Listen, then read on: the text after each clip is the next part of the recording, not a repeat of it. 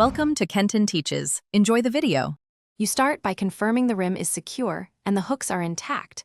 This prevents premature failure.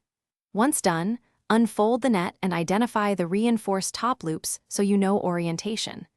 Make sure you and your helper set the ladder steady and wear gloves to protect hands while gripping metal. Begin at the front center hook to maintain symmetry, because starting at a known reference point keeps the net evenly spaced as you work around the rim. Now you attach each loop methodically.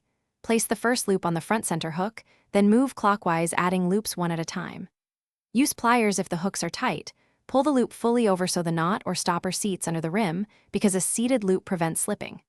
Once 6 loops are on, pause and inspect spacing, then complete the remaining loops, making small adjustments to keep tension even so the net hangs straight and clears the backboard during play.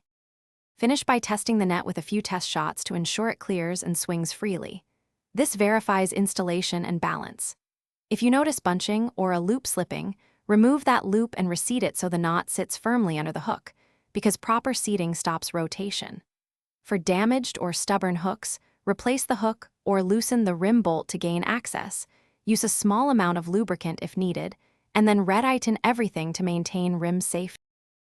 Thanks for watching. Please subscribe if this video was helpful.